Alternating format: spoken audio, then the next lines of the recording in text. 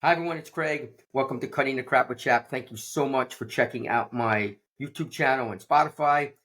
Please consider subscribing, liking, sharing. That's how the channel grows. I've been so grateful for all of you that have had comments and have gotten involved. I hope you really like it. So for today's video, it's just one that is a true passion of mine. So a little bit of a backstory. I'm 58 years of age. I have been training with weights since I've been 13, which is 45 years. I remember the first time my father got me a set of dumbbells when I was 13. Of course, I had no idea what I was doing. I was looking at muscle fitness magazines with Arnold and Franco and Frank Zane. So it's kind of how we learned things back then. There was no internet, and now there's so much information out there. But I've been training for 45 years, and currently I am the Masters 55 to 59. That's the age group. 148.7, that's the body weight. United States Powerlifting Association overall record holder in the country. I am also in Pennsylvania the bench press, squat, and deadlift record holder. And I say that not as to brag, but to just point out that I've been training for a large portion of my life. I have a lot of background in this, and I'm hoping that today I can kind of put together something that's going to really help you, whether or not you're new to training or somebody who's been training for a while. I'm going to be talking about something called FRAT, F-R-A-T, and that just stands for food, rest, attitude, and training. And I'll talk about each. And real quick, it's not meant to be a long overview of each. I'm going to cover each one following up with this, but this is just a general overview. And I'll mention by saying that if you follow this acronym of FRAT, food, rest, attitude, and training, you're going to see huge gains. You're going to get stronger. You're going to be able to stay lean. I guarantee it. And when somebody says guarantee, that's throwing it out there. If you are following the steps that I'm talking about, even basically, it's going to really help. It's not going to solve everything because there's lots of variables, but I do think it's going to be a big help for many of you. So I'm going to run through a slideshow. Please follow along. And again, I'd love to hear your questions and comments. So here we go. First thing is going to be talking about this thing about FRAT. Okay, F-R-A-T. It's food, rest, attitude, and training. Okay? Again, they're all going to be critically important. Now, it's true that if you're trying to get strong and you eat well and you rest and you have a good attitude, but you don't train, you're not going to get real strong. But it's also true that if you're training, but you're not eating well and you're not resting, and you don't have a good attitude, your gains are going to be limited. So let me just throw that out right from the get-go. It's true that to get strong, you do need to train. So just throwing that out there, okay? And all of these matter. I can't say they all matter equally, but they all matter to some extent. And I'll walk you through each one, kind of talk about it, and kind of go from there, okay? So here we go. Number one is going to be this issue of food, okay? So we all know that food's critical when it comes to getting lean, staying lean. People talk about cutting and bulking all the time. And I will tell you right from the get-go, I have never, ever in my life, all the 28 years of bodybuilding and powerlifting, I have never believed in bulking, ever. It doesn't mean that I've stayed the exact same weight, but I've never had the intent of getting really big, like overweight. Like my walk around weight right now is about 160, and I'm about 5'3.5". I've never gotten to 180 ever. Even when I was bodybuilding, I think the heaviest I ever got was like 174. But most of the time I'm around that 160 range. And that's where I feel most comfortable. That's where I feel strong. It's true that if I ate whatever I wanted, I got up to 170, would I be a little bit stronger? Sure, because I'd have more mass, but it wouldn't feel very good. So please know the food that you eat is critical. If you're trying to get lean and strong, the food you eat matters. And it's not like you can't have a cookie. It's not like you can't have a piece of chocolate once in a while. It's more about the overall foods that you're eating. So you'll see on the slideshow, I talk about foods that have a face and foods that grow. So any food that has a face, it's going to be like a protein source, like salmon, chicken, tuna, eggs, pork, steak. They're all going to be protein sources that come from something that has a face.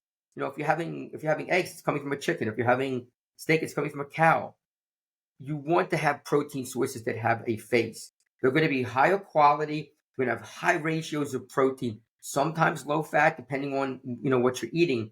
But that's really what you want to have. And as for foods that grow, I've never heard a nutritionist say, be careful about eating all that asparagus. Oh, be careful about eating those apples. I've never, ever, ever heard that, because it doesn't exist. Like, eating too much asparagus, like, how are you going to do that? It's, or eating too many apples or blueberries. You want to eat foods that grow. And those foods that grow are going to be our main carbohydrate sources. They're going to be our veggies and fruits, grains, things that are coming from the ground. They're very critical. Along with that, though, is you'll notice that I have a picture at the bottom that has a little almond.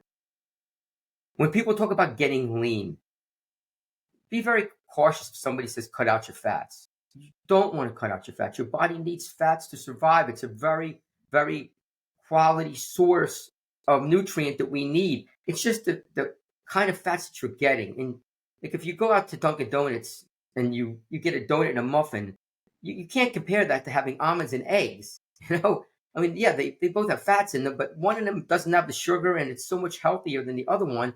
It also has protein in it. So you want to have some fat in your diet. You just want to make sure that it's quality. And when it comes to kind of portion control, it's another critical thing.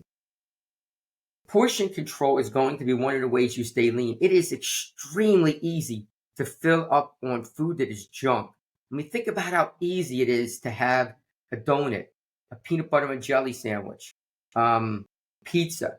Not to say that you can never have them. That's silly. But most of your foods should consist of quality proteins, carbs, and fats, and a balance on them. So if you sit down for dinner, here's just a simple example. If you're having grilled chicken, a salad, and let's say like a baked potato, there's no way there's no way you're getting super heavy with those foods. They're so healthy and quality.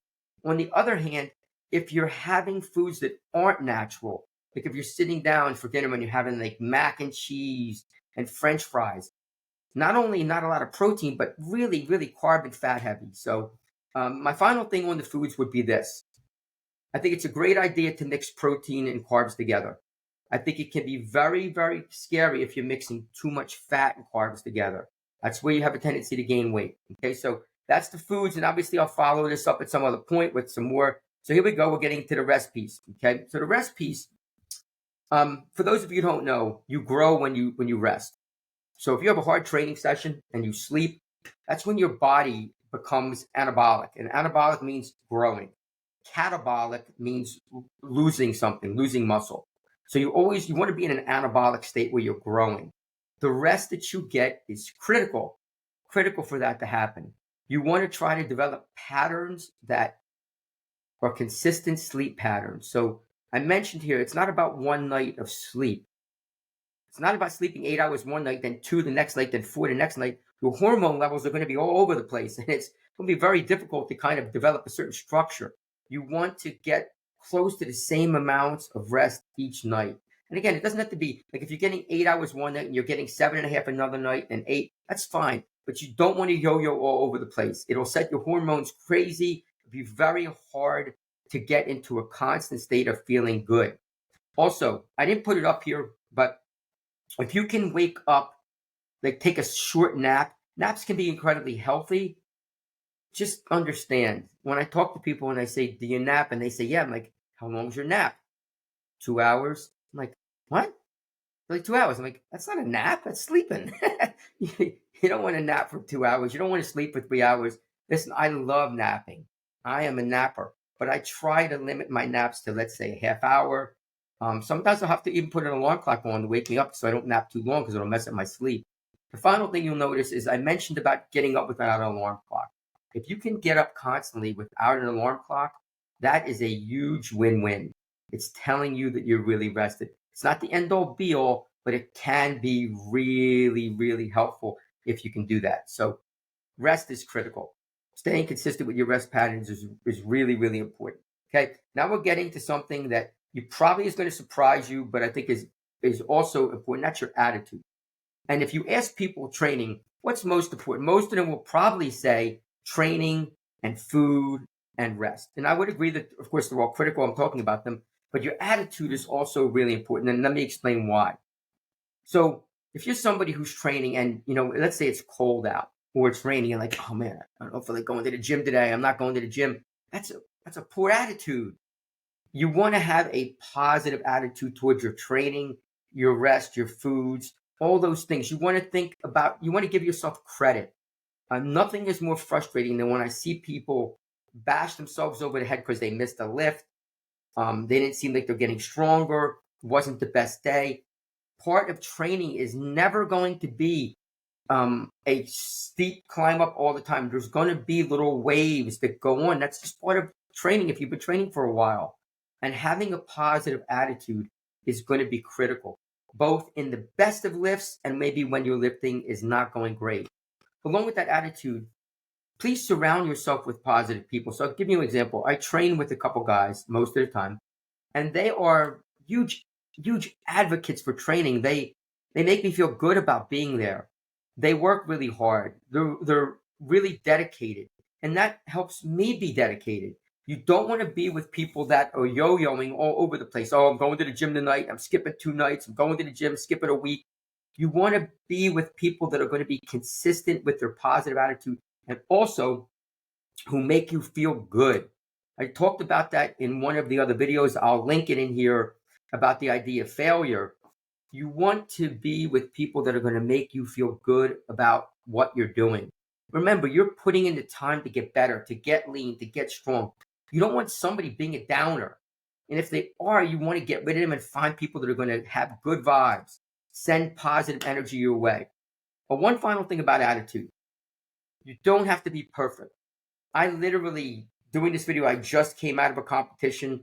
It went okay, it went decent. Didn't go quite like I was planning for other reasons, but I still walk away feeling good about myself. So remember, have a positive attitude about the things you're doing. You could be doing so many things that are worse than training and getting better each day. Okay.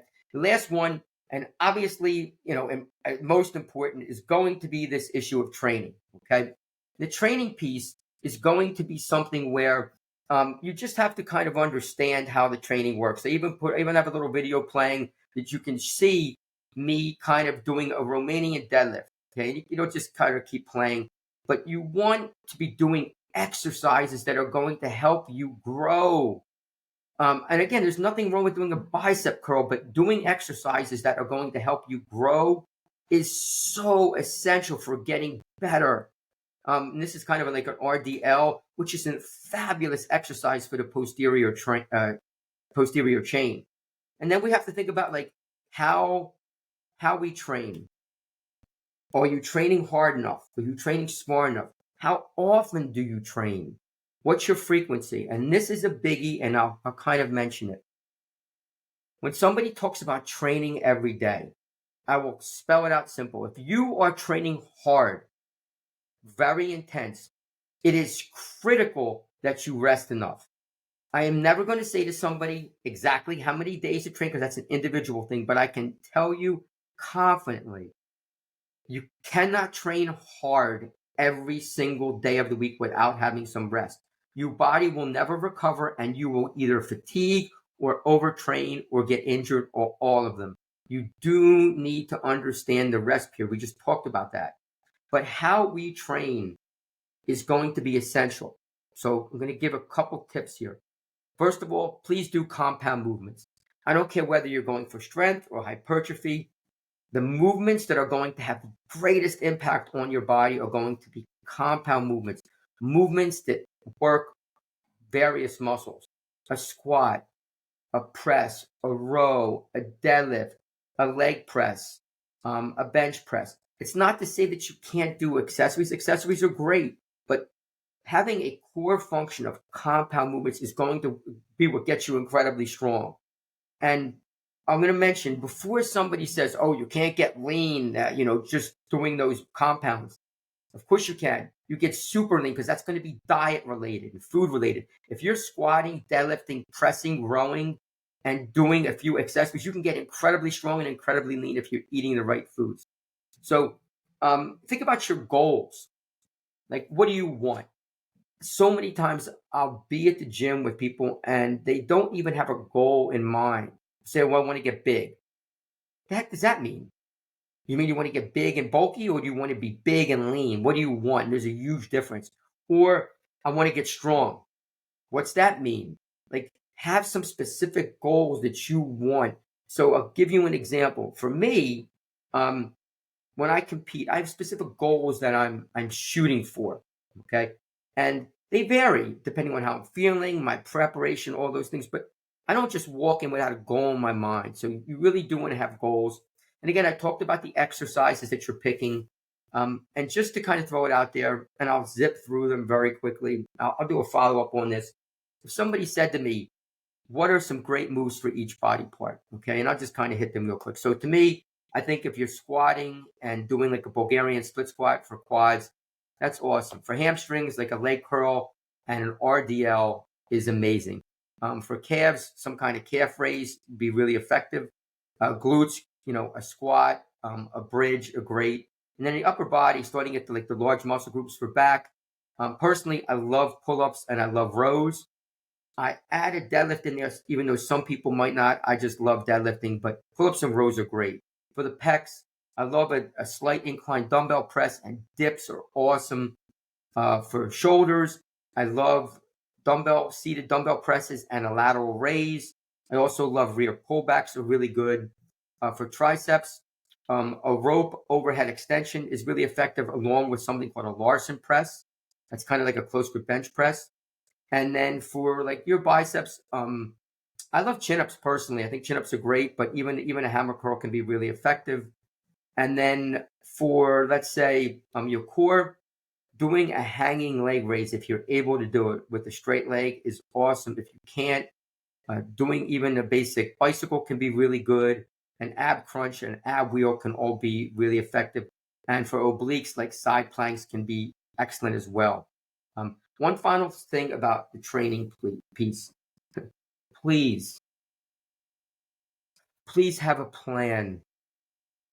Nothing is more frustrating than watching people who don't have a plan. The plans are going to be different for each person, but going to the gym and not knowing what you're going to do, not knowing the exercise and not knowing the weights, is a recipe for not being ultimately successful. You do want to have a guideline, a sketch of what you're doing. It doesn't need to be written in stone, but it should give you a basic idea of how things work.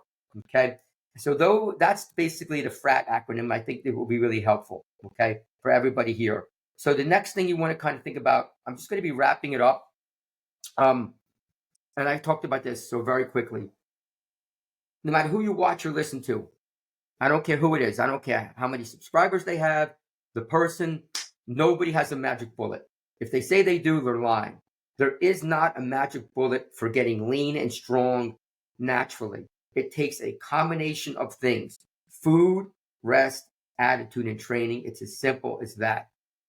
Okay? It's easy to hear somebody say that there's never a quick fix. There's not. There's not a quick fix. It has to be done in a certain way. Yes, it's true. If you're new, if you're just starting, you can get stronger and bigger very quickly because you've done nothing. But for people that are more experienced, the gains are going to come small. That's why following the FRAT acronym is really, really critical. So I hope you really got something out of today's video. I'm going to follow up with the food, the rest, the attitude, and training in more in depth. Please subscribe, like, share, and really what I would say most important is ask a lot of questions. Like if I said something that you disagree with, please ask a question. If I said something you agree with, mention it. If you have a question about something that didn't make sense, just say something. I would love to hear your feedback because there's no one right thing. I do believe that the stuff I gave you is really helpful, but you might have something else to add. Please consider doing that. Finally, consider subscribing and liking the channel. That's how we grow. And if I could do anything to help you, please let me know. Thank you again for all you do. Have a wonderful day. I will talk to you soon. When I finish my videos, I always finish with something positive. Here it is. You can do it. Thanks again, everybody. Have a great day. I'll talk to you soon.